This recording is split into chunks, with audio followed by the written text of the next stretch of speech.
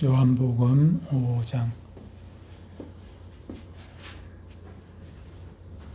성경에도 명절이 있나 찾아보니까 요 명절이 있더라고요. 그래서 내일 모레 이제 명절이 오니까 명절과 관계되는 말씀을 찾아보니까 이게 됐습니다. 요한복음 5장 1절로 9절까지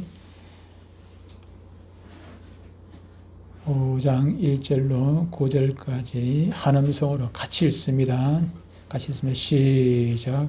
그 후에 유대인의 명절이 되어 예수께서 예루살렘에 올라가시니라.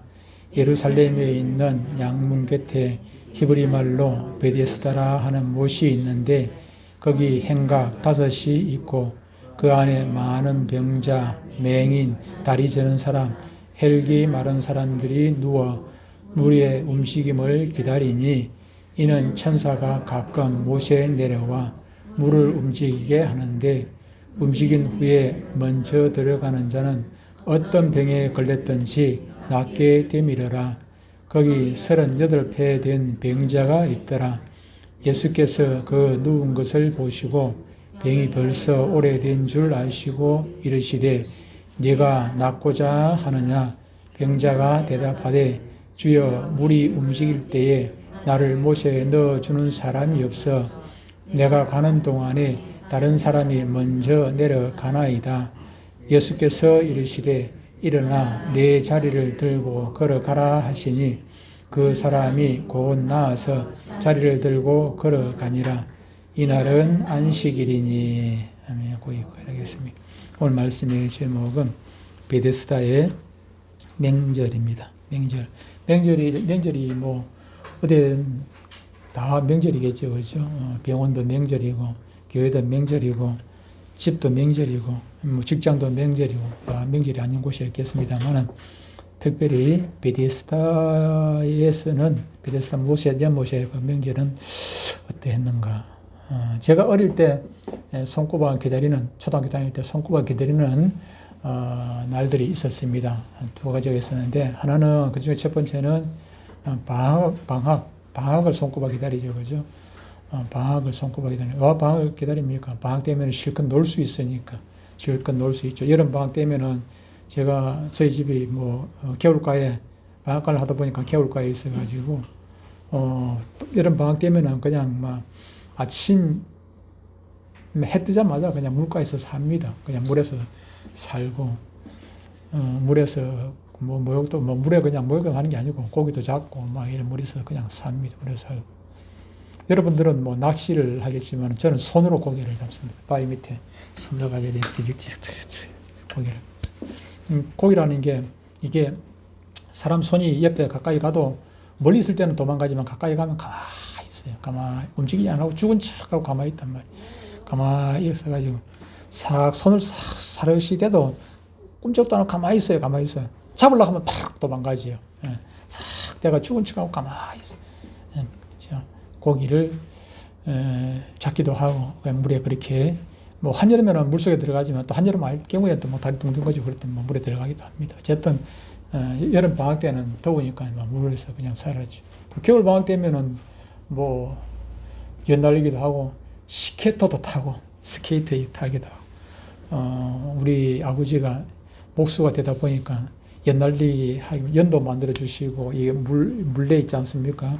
물레도 이게 탁 깎아가지고 대목이 되니까 잘 만들겠죠. 파는 거하고 비교할 수 없을 정도로 튼튼하게 아주 이쁘게 잘 만들어서 이렇게 연실도 풀 먹여가지고 풀까지 먹이거든요. 연실 풀을 먹여 바닥에 풀을 먹여가지고 그렇게 제가 연날릴 수 있도록 우리 형님한테는 안 주고 저한테만 줬습니다.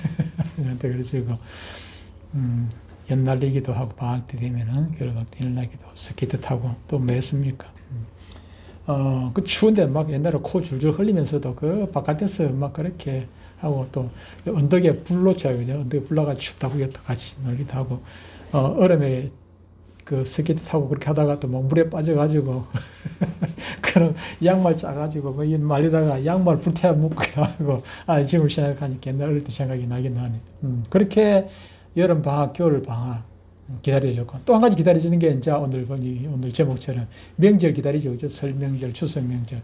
요즘 뭐 아이들은 설 명절, 추석 명절, 명절 그렇게 크게 그렇게 기다려지지는 않습니다. 그런데 우리 때는 명절 때 되면, 명절 왜 기다립니까? 명절 되면은 첫째로 새 옷을 입을 수가 있으니까, 명절 되면 새 옷 해주잖아요. 그죠? 새 옷 사준단 말이에요. 새 옷을 입을 수가 있고, 새 옷이 뭐 겉옷뿐만 아니고 속에 옷, 뭐 양말, 거기다 신발까지 전부 다 새 걸로 준단 말이에요. 우리는 뭐 신발 떨어지면 새 거 사주고, 요즘에 뭐 신발을 아무 때나 사주지만, 그때는 주로 보면은 다 떨어져 가는데도 설, 추석, 그 명절 때를 기다려요. 그때 새 거 사줄 때 조금만 더 기다려라. 고무신이 찢어지면 떼어가지고 신고 막 그래가지고. 그랬던 것 같아요. 그래서 명절을 기다리고, 또 명절 되면 또 맛있는 거 실컷 먹잖아요. 시골에 가면 맛있는 거 먹어요. 우리 어릴 때야 뭐 맛있는 게 평소 때 뭐 과자나 그런 거 제대로 먹습니까?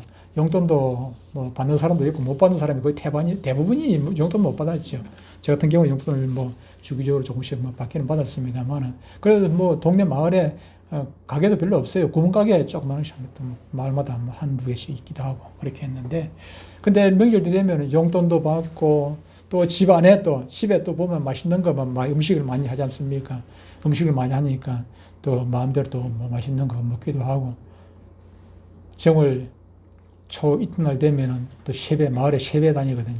도시 같은 데는 그런 거 아니지만 시골에는 이제 세배를 다닌다. 초하룻 날은 다른 집에 안 가요. 초하룻 날은 우리 집안끼리만 그렇게 뭐 제사 지내고 그렇게 하고, 초 이튿날 되면 이렇게 이제 옆으로 나가가지고 세배를 하는데, 친구들끼리 쭉 뭉쳐가지고 세배로 다니거든요. 세배로 다니면은 집집마다 맛있는 거 주지 않습니까? 많이는 못 먹어요. 왜 그러냐면은 마을 한 바퀴 돌아가면 그거 다 먹으면은 배 터져가지고 못 먹으니까 조금씩 주는 거 조금씩만 먹고 또 일어서고 조금씩 빨리빨리 일어서야 마을 한 바퀴를 돌 수 있으니까 그런 추억이 있습니다. 그런 것들이 기다려지고, 연날리기 하고 또 제기차기도 하고, 여자들은 또 널뛰기 하고, 명절이 그렇게 기다려지죠. 또 그네도 있었어요. 뭐 보름달, 정월 대보름 되면 그네 타기도 하고, 그렇게 명절이 기다려졌는데, 명절 되면 이렇게 이제 모여가지고 혼자서 놀면 재미가 없겠죠. 모여가지고 노는 그런 재미들, 즐거운 그런 또 명절 되면은 우리 시골에 뭐 합니까? 옛날에 콩쿨대회를 해서, 콩쿨대회, 명절 되면, 명절 끝에 되면 콩쿨대회 해가지고 그 주위에 막 사람들 와가지고 이제 노래 불러가지고 그 상도 주기도 하고, 하나의 뭐 잔치죠. 잔치를 그렇게 하고 그렇게 했습니다만은, 근데 명절이 항상 좋은 것만은 아니죠. 그죠? 남자들은 이렇게 좋고 어린아이들은 그렇게 좋은데, 집안에 여자들은 그게 명절이 그렇게 좋은 건 아니에요. 매대로 이래도 그 음식 먹을 때는 좋은데, 먹고 나면 그 누가 치웁니까? 집안에 여자들은 다 치워야 되냐? 그러면 설거지 해야 되고, 요즘 같으면 뜨신물 뚝뚝뚝 날라오고 뭐 그냥 좋지요. 좋은데, 이건 옛날에는 뭐 그냥 그는 막 물 대파가지고 하는 거, 그것도 쉽지가 않고, 뭐 불 대가지고 하려고 연기 나오고, 이거 뭐 이 여자들이 고생이에요. 그래서 명절 중후군, 옛날에는 더 심했어요. 명절 중후군이. 그래서 특히 요즘은 뭐 식구들이 얼마 안 되지만, 옛날에는 뭐 대가족 아닙니까? 대가족이 먹고 나면 막 그릇이 얼마나 많이 나옵니까? 뭐 그거 치우고 하려고 하면은 애를 먹고 그렇게 했지요. 그 중에서도 이제 며느리들이 이 고생을 많이 하고, 그래서 명절 증후군이 뭡니까? 명절 증후군, 명절 끝나고 나면 이 여자들이 나중에 막 스트레스 받아가지고 막 힘든 거예요. 그래서 이게 뭐 지금 내가 누구 도대체, 내가 뭐 하는 사람이고, 이 집 식모가 막 이렇게 해가지고, 명절 끝나고 나서 집에 이제 뭐고 다시 자기 집으로 돌아갈 때 차 안에서 그냥 부부간에 막 싸우고, 있을 때는 못 웃잖아요. 그죠? 그 있을 때는 못 싸우니까 차 안에서 돌아가면서 막 부부간에 막 그냥 싸우기도 하고, 그런 경우가 있기도 하고. 또 어떤 경우에 명절 때 되면 또 막 자살률이, 명절 때 되면 자살률이 올라가요. 자살을 많이 해요. 특히 그 IMF 끝나고 난 뒤에 고향으로 돌아가 보면 친구들 모이게 되면은 어떻게 합니까? 막 사업하다가 실패한 사람들은 그건 기회를 못 펴잖아요. 명절 가보지도 못하고, 부모님한테 가보지 못하고, 그냥 몰래 그냥 뭐 명절 오기 전에 살짝 갔다가 부모님 얼굴 한 번 보고 그냥 살짝 돌아오기도 하고, 뭐 그런 경우도 있고. 명절 되면은 이제 자살한 거, 그런 것들이 막 신문에라든지 방송이라든지 그렇게 이제 많이 나오죠. 많이 나오고 있는데, 요즘에는 뭐 그런 뉴스가, 자살 뉴스가 잘 안 나와요. 자살을 했다고 하면은 뉴스 나오려면 적어도 연예인이나, 그래도 뭐 정치인이나 좀 이름 있는 사람들 자살해야 뉴스에 나오지, 일반 사람들 뭐 자살했다고 뭐 뉴스 나오고 뭐 그러지는 않아요. 왜 그렇겠습니까? 자살률이 떨어져서 그런 게 아니고 자살하는 사람이 워낙 많아서 그 자살하는 사람 일일이 신문하려고 하면 그것만 신문에 다 내야 돼. 다른 건 할 거예요.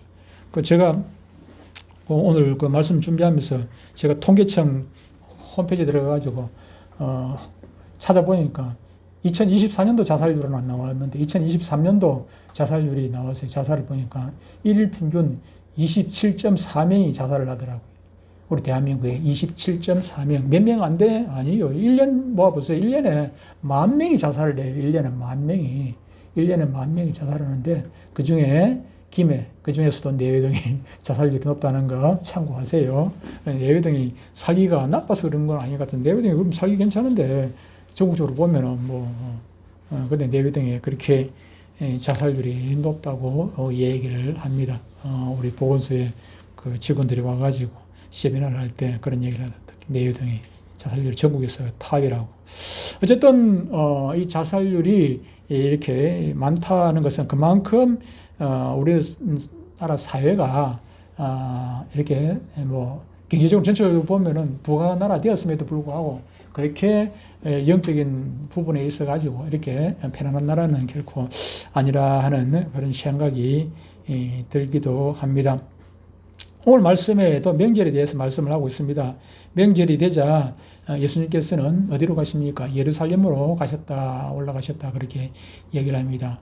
내일모레 이제 오늘이 그 음력으로 섣달 21회입니다. 21회. 우리말로 27일, 12월 27일인데 음력으로 12월 달이 이번 달이 달이 작은 달은 음력으로 작은 달은 29일, 양력으로는 달이 정해져 있어요. 큰 달, 작은 달 1월, 3월, 5월, 7월, 8월, 10월, 12월이 큰 달이지만 딱 정해져 있잖아요. 그는 내년에도 마찬가지 내용이나 또 항상 그렇게 큰 달, 작은 달이 정해져 있습니다. 단지 2월 달은 28일 됐다가 29일 됐다가 그 차이지 다른 거는 정해져 있는데 음력은 그렇지 않아요. 음력은 언제 1월 달이 항상 큰 달이다. 아닙니다. 1월 달이 큰 달일 수도 있고 작은 달일 수도 있고 29일일 수도 있고 30일일 수도 있고 음력은 28일 없습니다. 29일 아니면 23일 정해져 있는 게 아니고 이렇게 되어 있는데 이번 달 12월 달은 29일까지 있어가지고 수요일 날 이제 설이 오게 됩니다. 그런데 예수님께서 예루살렘 이스라엘 수도지 않습니까? 예루살렘으로 명절 때 이렇게 예수님만 올라가는 게 아니고 이스라엘은 명절 되면 전부 다 예루살렘으로 올라가요. 왜 그러냐면은 예루살렘에 부모들이 있어서가 아니고 예루살렘에 성전이 있어가지고 성전에 예배하러 올라가는 거죠. 그런데 우리나라는 주로 이제 도회지에서 시골로 명절 되면은 그렇게 가지요. 반대로 그죠?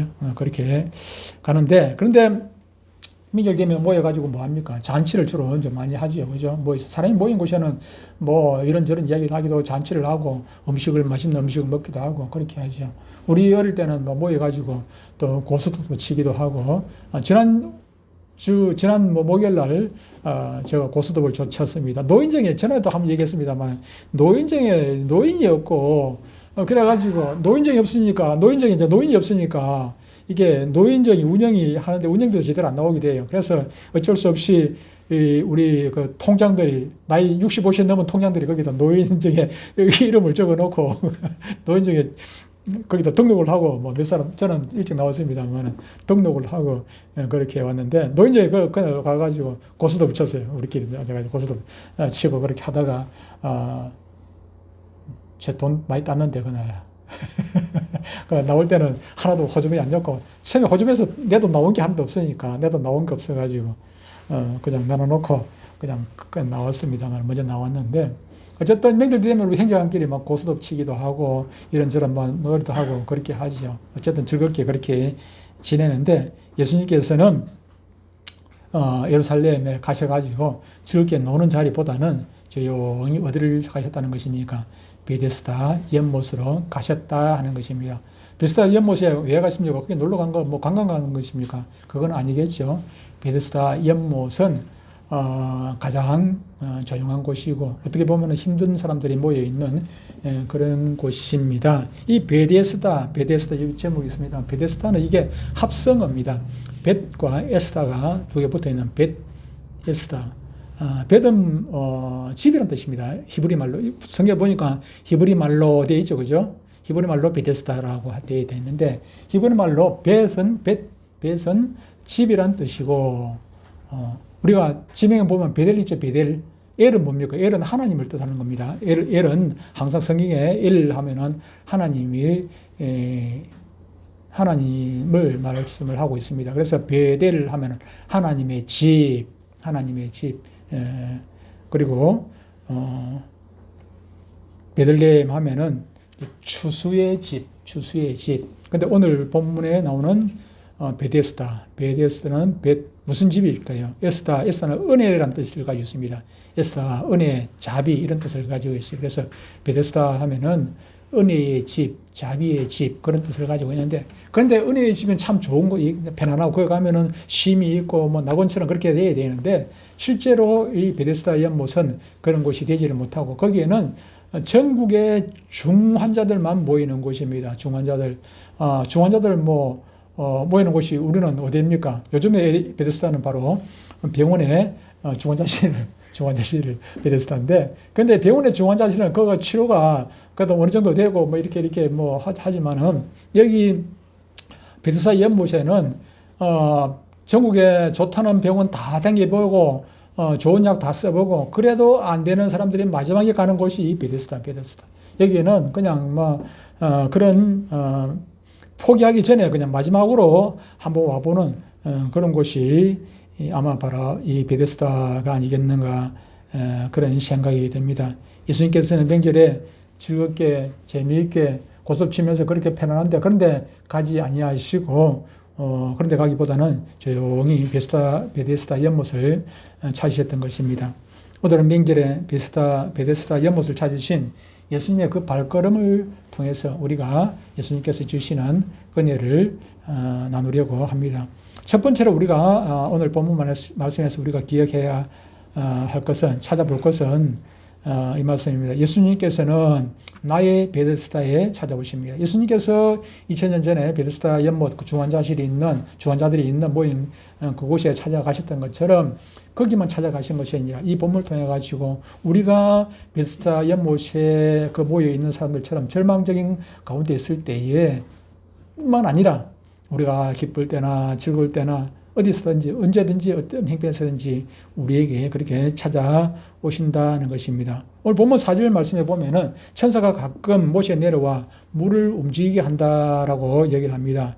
이 베데스다 연못이 물을 움직인다는 말이 뭡니까? 옛날에 성경에 보면 물이 동한다 그랬는데 그 말은 물이 한 번씩 이렇게 솟아오릅니다. 간헐천이라고 있는데 온천에 보면은 따신 물이 이렇게 막 솟아오르잖아요. 전국의 온천에 보면은 제가 검색을 해보니까 온천 종류가 11가지가 있더라고요. 거기서 나오는 그 화학 물질이 어떤 물질이 많이 포함되어 있는가 따라 가지고 유황 온천도 있고 뭐 무슨 철분이 많은 또 무슨 뭐 온천 뭐 이름이 막 갖고 붙여지지 않습니까? 저 경북 전에 어제 거기 한번 가니까 거기에 막 사이다 맛이 나더라고. 물을 마셔보니까 사이다 맛. 물이 딱 사이다 맛이 나요. 달지는 않은데 사이다 이 향 같은 그런 게 뽀글뽀글해 막 그 거품이 나오고 그런 게 그런 물이 있는 걸 봤습니다만은 물이라고 다 똑같은 온천이라 다 똑같은 온천이 아니고 종류가 다르죠. 이 간헐천이라는 것이 항상 물이 이렇게 나오는 거 아니고 오늘 본문에 보니까 이제 이 가끔가다 한 번씩 물이 뽀글뽀글 해가지고 막 그렇게 솟아 오르고 하는 그런 연못인 것 같아요. 그런데 어떤 이게 그 소문이 있습니까? 그 물이 한 번씩 그렇게 뭐 솟아 나올 때 그때 제일 먼저 들어가는 사람에게는 어떤 병이든지 다 낫는다는 그런 소문이 있었던 것이죠. 그러다 보니까 그 소문을 듣고 전국에서 많은 사람들이 요즘도 뭐 온천 보면 뭐 유명한 온천에는 그 뭐 피부병 뭐 잘 난다는 근데 있어가지고 사람들이 뭐 피부병 있을 때 그러면 찾아가고 뭐 그렇게 하지 않습니까? 우리는 뭐 그냥 안 아프니까 예사로 생각하지만은 아픈 사람들에게 있어서는 그런 소문들이 잘 들리게 돼 있거든요. 그래서 찾아가기도 하고 또 병원도 뭐 한의원 뭐 어떤 병을 잘 고친다고 거기 가보라고 또 뭐 그렇게 이야기하는 사람도 있더라고요. 또 전국적으로 그런 것들이 아픈 사람들에게서는 소문이 그렇게 전달이 되어지고 여기도 이 베데스다 연못도 이제 그런 소문이 퍼져가지고 전국에 많은 절망적인 그런 환자들이 그곳에 모여 있었다 하는 것입니다. 그런데 이 베데스다라는 병원 같은 이 연못에 많은 사람들이 모였는데 이 병이라는 것이 꼭 육체적인 그런 병만 있는 것이 아닙니다. 마음의 병도 있고 아까 그 뭐 면절 증후군 얘기를 했습니다만 면절 증후군은 육체적인 병이라기보다는 마음의 병일 수가 있죠. 마음의 병이라든지 또 영적인 병들 요즘은 더 크게 문제가 되는 것이 이게 육체적인 병보다는 마음의 병 또 영적인 병이 심한 것 같아요. 우리 대한민국의 제일 큰 문제가 무엇입니까? 대한민국의 제일 큰 문제는 영적인 병입니다. 영적인 병. 여러분들이 볼 때는 지금 뭐 체제 전쟁이라고 얘기하는데 체제 전쟁이 아니고 사실은 우리 입장에서 보면 영적인 전쟁입니다. 마귀는 공산당 민주주의 이러다 전혀 요만큼도 관심이 없어요.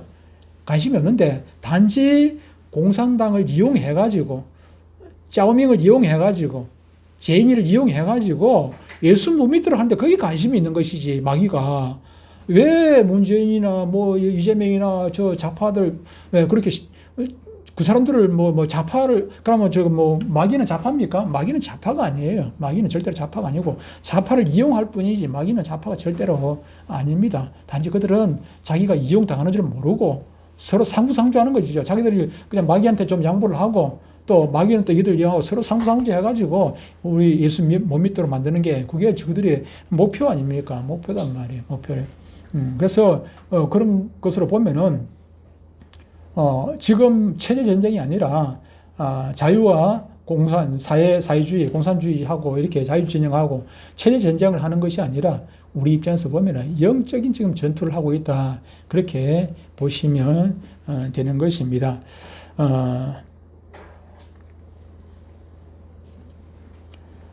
예수님께서는 어쨌든 이런 베데스다 이스라엘 중에서도 가장 절망적인 사람들이 모여 있는 명절에 베데스다 연못을 그렇게 찾아가셨습니다. 좋은 곳, 잘 되는 곳, 그래서 사람들이 모이는 곳, 그런 곳에 예수님께서 찾아가지 않으셨습니다. 5절 말씀에서 거기 38년 된 병자가 있더라 말씀을 하고 있습니다. 예수님은 베데스다 못에 가셔서 더욱이 이제 38년 된 그 많은 병자 중에서도 특별히 38년 된 병자를 만나셨던 것입니다. 38년이라면 사실은 이게 뭐 자기 병에 대해서 이제 포기를 할 정도가 된 것 아니겠습니까? 하루 이틀도 아니고 1년 2년도 아니고 38년 같으면은 아니 이게 뭐 자기가 다리가 성한 것 같으면 딱 물이 뭐 동할 때 먼저 쫓아가가지고 하면 뭐 희망이라도 있지만 소망이 있죠. 그죠? 먼저 들어갈 수 있는 소망이 있는데 이 사람은 빨리 걷지도 못해. 빨리 가지도 못하는 사람이라 있어 봐봐야 38년이 아니라 막 380년 기다려도 물에 들어갈 수 있는 별로 희망이 없어요. 그럼에도 불구하고 끝까지 기다려보는 것입니다. 끝까지 기다려보는 거예요. 기다려보는. 거의 뭐 절망적인 상황이지만은 그래도 마음속이 답답하고 뭐 참 힘들겠지요. 힘들게. 1년에 한 번씩 물이 동하면은 38번을 갖다 기회를 놓친 것이고 1년에 2번 물이 이렇게 움직인다 보면은 76번이나 기회를 놓친 것이고 그렇게 많은 기회를 놓쳤음에도 불구하고 또 기회는 오겠지 하고 그렇게 기다리는데 정말로 기회는 왔죠. 그렇죠? 그 많은 기회 중에서도 예수님을 만난 기회보다 더 좋은 기회가 어디 있겠습니까?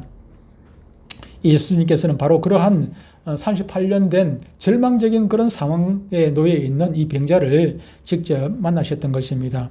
오늘날 우리도 생활 속에서 상심한 가운데 그렇게 놓일 때가 있습니다. 하지만 아무리 그래도 38년 된 이 병자보다야 병자만큼 심한 실패와 더 쓰라린 좌절을 경험한 사람이 물론 있을 수 있습니다만 그렇게 흔하지는 않을 것입니다. 예수님께서는 명절에 그런 사람에게 찾아와 주셨던 것입니다. 2000년 전 베데스다를 찾으셨던 그 예수님은 오늘날에도 조용히 저와 여러분의 삶의 자리에 찾아와 주시는 분이십니다. 나의 근심, 나의 눈물, 나의 마음의 그 자리, 다른 사람은 모릅니다. 다른 사람은 모르지만 주님께서는 우리의 마음 상태, 우리의 절망적인 그런 상태를 다 아시지 않습니까? 우리가 어떤 상태에 있는지 다 아신단 말이에요. 그래서 조용히 언제나 우리 곁에서 기다리고 계시고 우리의 마음문을 두드려 주시고 똑똑똑 문 좀 열어주세요. 누가 찾아왔습니까? 예수님께서 찾아오셔서 우리의 마음을 똑똑똑 얘야 힘들지? 문집사, 박집사, 김집사 힘들지? 그러면서 찾아오시는 거죠. 우리가 조용히 영적인 길을 열고 있으면 주님 음성이 들릴 수가 있습니다. 주님께서는 나의 베데스다에 언제든지 찾아오셔서 우리와 우리의 문제를 해결해 주시려고 기다리고 계십니다. 두 번째, 예수님께서는 절실한 마음에 필요한 것을 채워 주십니다.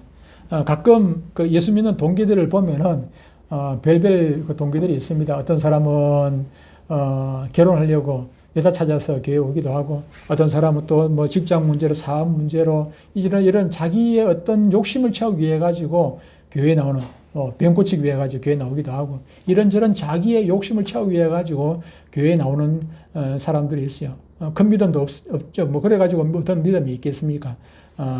그러다 보니까 기도하라 해도 기도를 안 해요. 잘 안 해요. 이건 하면은 뭐 그렇게 다른 뭐 예수님 뭐에 대한 그런 크게 소망이 없으니까 주면 주고 말면 말고 뭐 그런 식이죠. 그런 식으로 해가지고는 우리가 응답을 결코 받을 수가 없습니다. 간절히 찾는 자에게 주시는 것입니다. 오늘 본문 6절, 7절을 보니까 이렇게 말씀을 하고 있습니다. 6절, 7절을 보니까 6절에 예수께서 그 누운 것을 보시고 병이 벌써 오래된 줄 아시고 이르시되, 그 병자 보고 네가 낫고자 하느냐 이렇게 질문을 합니다. 그러니까 그 38년 된 병자가 대답을 합니다. 주여, 물이 움직일 때에 나를 못에 넣어주는 사람이 없어 내가 가는 동안에 다른 사람이 먼저 내려가나이다. 이 간절함을 주님께서 아시는 것이지요. 병자는 내가 낫고 싶은 마음은 고려에 있는 굴뚝인데 나를 물에 넣어줄 사람이 없습니다. 그러면서 예수님을 쳐다보는 것입니다. 예수님께서는 이러한 병자의 모습을 귀하게 봐주셨습니다. 38년이 아니라 뭐 몇 년이 되어도 주님 만나는 것 같은 그런 복이 어디에 있겠습니까? 내가 나이가 들어서 병도 심해지고 또 뭐 더 이상 어떻게 하겠습니까? 우리 그 노인층에 보면은 이래저래 막 삶을 포기한 사람들이 간혹 있는 것을 보게 됩니다. 그런데 반대로 나이가 80, 90이 되어서도 끝까지 내가 한번 건강을 회복해 보겠다고 그렇게 또 의지를 가지고 안 시켜도 막 스스로 운동하고, 오자마자 그냥 그 뭐 가에 손잡이 들고 앉았다가 일어섰다 일어섰다 하고 또 걸어보기도 하고, 내 눈치만 보고 우리 그 키 제일 큰 태봉 어르신 같은 경우에는 이게 워크바가 있어요. 런닝머신이 있는데, 런닝머신에 거기는 혼자서 못 하지 않습니까? 넘어지면 큰일 나니까. 근데 내가 옆에서 이제 잡아주고 내가 챙겨주고 해야 되는데, 내가 요즘 안 하고 있으니까 내 눈치만 보고 그랬습니다. 그래서 이제 며칠 전에는 우리 설 쉬고 나서 합시다. 제가 하겠습니다. 그렇게 약속을 했는데, 이런 분들은요, 끝까지 한번 운동을 해가지고 건강을 어떻게 회복해보겠다는 그런 의지가 있단 말이에요. 의지가 있어요. 그래서 주님께서는 어떤 분에게 찾아오시겠습니까? 고쳐보겠다고, 나아보겠다고, 나으려는 의지가 있는 사람들이 찾아가시는 거예요. 자포자기하고 있으면은 주님께서 고쳐주시겠습니까? 간절하게, 절실하게 예수님의 도움을 요청하는 그런 사람들에게는 주님께서 외면하지 아니하시고 손잡아 주시는 것입니다. 신앙도 마찬가지입니다. 절실하게 예수님을 바라고 예수님을 꼭 필요로 하는 그런 신앙을 하는 사람들에게는, 신앙을 가지고 있는 사람들에게는 주님께서 믿음을 더하시고 채워주시고 붙들어주시고, 그래서 더 큰 믿음 가지고 주의 일을 잘 감당할 수 있도록 그렇게 도와주시는 것이지요. 그래서 저와 여러분들에게 오늘 이 말씀을 들으면서 내 믿음은 어떠한 믿음인가? 내가 절실한 그런 마음을 가지고 있는가? 절실한 마음이라는 것은 주님이 필요하다는 목마른 사슴이 시냇물을 찾듯이 그런 간절한 마음을 저와 여러분들이 가지고 있는가 하는 것을 점검을 해 보아야 됩니다.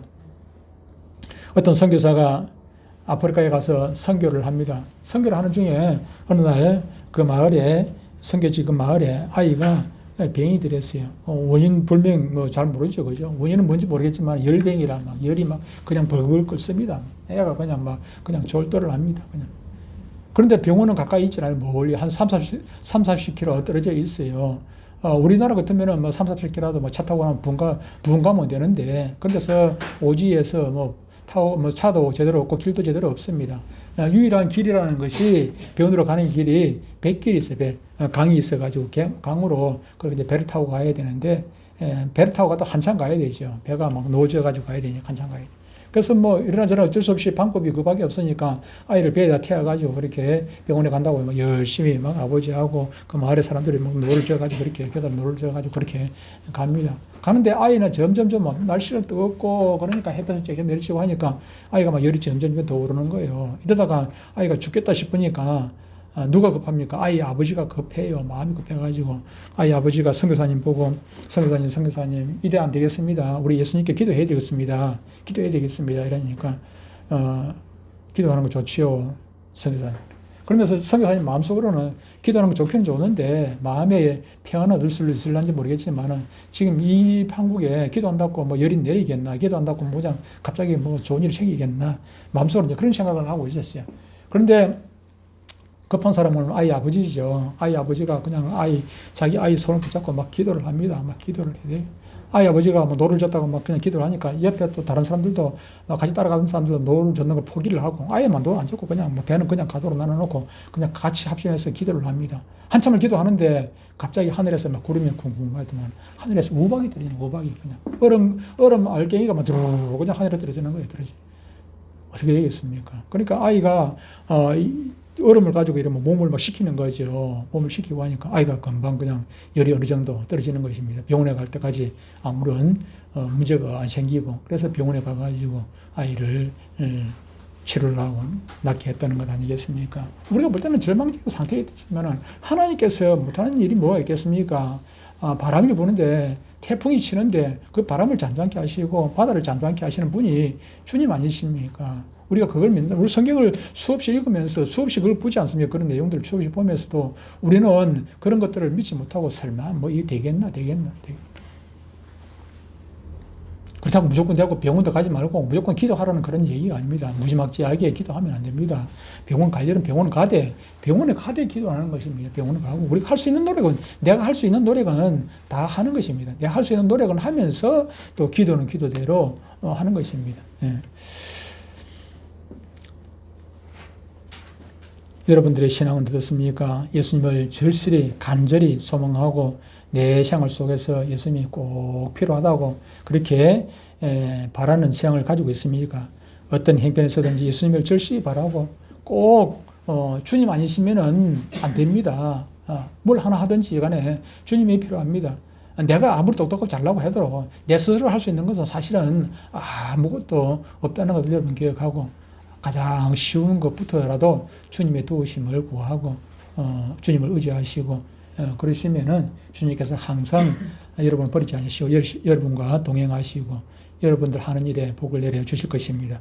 세 번째로 생각할 것은 예수님께서는 가장 좋은 것을 얻게 하십니다. 주님께서 주시기는 주시는데 안 좋은 거 싸구려 그냥 짝퉁 까보중 이런 거 주시면 되겠습니까? 까보중 지난번에 얘기했죠? 까보중이 뭐랬습니까? 까보중. 까보니까 중국산이네.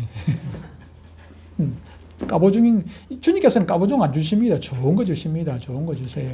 좋은 거 주세요. 이번 트럼프 대통령 취임식 하는데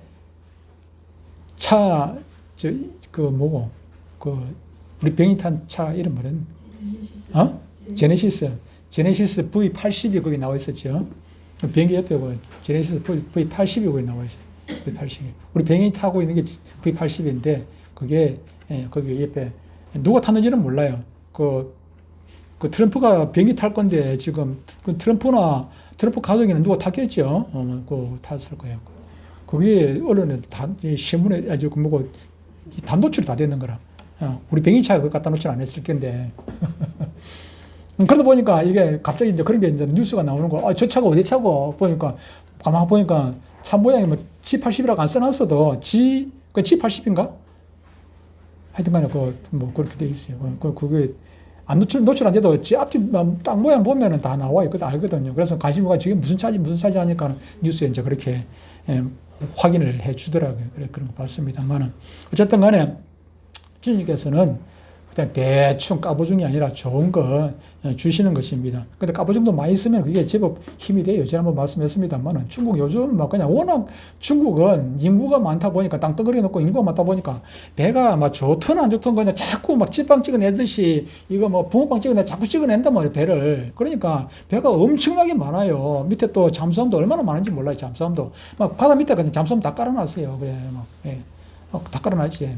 또 인구도 많아가지고 군인 숫자도 많지. 비행기는 얼마나 많습니까? 비행기의 뭐 성능 별로 뭐 좋은 거 없지만은 그래도 비행기가 하늘에 그냥 쫙 깔렸습니다. 그러니까 지금 미국 이러다가 이제 미국보다 이제 중국이 더 군사력이 더 위에 있을는지 모르겠어요. 우리나라 군사력이 몇이라고?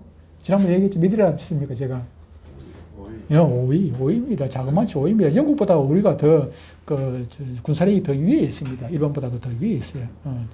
근데 아무리 좋은 군사력을 가졌다 할지라도, 아무리 좋은 비행기가 있어도, 세계에서 제일 가는 비행기가 있어도, 비행기를 운전할 수 있는, 비행사가 없으면 무슨 소용이 있겠습니까? 비행사가, 지정신이 아니면은 아무런 소용이 없는 것입니다. 마찬가지로 지금 한국이 그렇게 병이 들었다는 얘기입니다. 한국이 아무리 지금 뭐 나라가 경제가 어떻고 저쩌고 세계에서 인류를 할지라도 이 나라를 움직여 가는 정치인들이 지금 병이 잔뜩 들어가지고 지금 비틀비틀하고 있으니까 문제 아니겠습니까? 주님께서는 오늘 본문 8절에 보니까 이렇게 말씀하고 있습니다. 그 환자 병자를 보고 예수께서 이르시되 일어나 네 자리를 들고 걸어가라 이렇게 말씀을 하십니다. 예수님께서는 38년 된 병자가 한 말이 무슨 뜻인지 다 아셨습니다. 그의 간절한 소원을 아신 것입니다. 그래서 38년 된 병자에게 가장 필요한 것, 가장 좋은 것이 무엇입니까? 일어서가지고 걸어가는 것 아니겠습니까? 베스다의 38년 된 병자의 마음을 아신 예수님은 저와 여러분의 마음 또한 제일 잘 아십니다. 정확하게, 제일 잘하는 것이 아니라 정확하게 아십니다. 그래서 예수님께서는 저와 여러분에게 제일 좋은 것을 주실 준비를 하고 계십니다. 우리가 기도하는 것보다 더 좋은 것을 주신다는 것입니다. 우리가 기도할 때는 우리의 욕심으로 기도하지 않습니까? 천군 백군이 있는데 천군도 예수 믿는 사람이고 백군도 예수 믿는 사람이라 둘 다 우리 이기게 해달라고 하면 주님께서 얼마나 난감하시겠습니까? 그러나 주님께서 판단하셔가지고 이겨야 될 사람이 이기게 하고 지어야 될 사람은 지게 하시고 주님께서 정하신 대로 하죠. 그런데 우리 욕심대로 주시지는 않아요. 주님께서 보실 때 좋은 것으로 주시지요. 제가 옛날에 전에 얘기했습니다만 볼링장에서 근무를 할 때 제가 볼링장 오는 그 손님들하고 이제 한 번씩 이렇게 시합을 한단 말이에요. 저는 돈이 없으니까 저는 선수로 뛰고 저 뒤에다가 돈을 걸고 이렇게 저는 다른 사람하고 그렇게 시합을 해요. 시합을 하면 어떻게 합니까? 저한테 돈 거는 사람은 항상 내가 이기기를 바라지요. 이기기를 바라지만 제가 항상 이기겠습니까? 안 이깁니다. 이길 수 있어도 안 이깁니다. 적당하게 이기죠. 조금 이겼다가 졌다가 이겼다가 졌다가. 그래야 나는 목적은 무엇입니까? 나는 목적은 그 사람들이 많이 놀다 가야 돼. 그래야 이게 볼링장에 수입이 올라가니까. 많이 놀다 가도록 내가 다 계속 이기면 그 사람들이 화가 나가지고 볼링장 안 오면 됩니까? 안 되잖아요. 내가 계속 지면 또 내한테 돈 걸었던 사람은 또 내한테 돈을 걸겠습니까? 지면 안 되죠. 그래서 제가 우리 속된 말로 가지고 놉니다. 이겼다가 졌다가 속을 좀 태우다가 어떨 때는 또 막 이기게 해줬다가 그렇게 우리 볼링장이니까 내가 가지고 놀지요. 이거는 볼링장 레인도 내가 정비하겠다. 기계도 내가 정비하겠다. 나는 맨날 또 가지고 이게 볼링을 하니까 성질도 내가 잘 아니까 다른 데 가면 못해도 제가 근무하는 그 볼링장에서는 나보다 잘할 수가 없어요. 나는 맨날 거기서 밥 먹고 하는 일이 근무하는 일이니까. 그것처럼 주님께서도 우리를 가지고 노십니다. 사실 우리에게 안 좋은 쪽으로 하는 말은 아니고 우리를 달래고 얼려고 때로는 위로도 하고 때로는 매를 때리시기도 하고 이렇게 해서 저와 여러분들이 결국은 좋은 길로 가도록 전에 우리가 성도의 구원의 서정 제가 10가지 얘기할 때 그때 뭐였습니까? 하늘나라까지 갈 때까지 우리를 붙들어 주시는 거 성도의 뭐라 했습니까?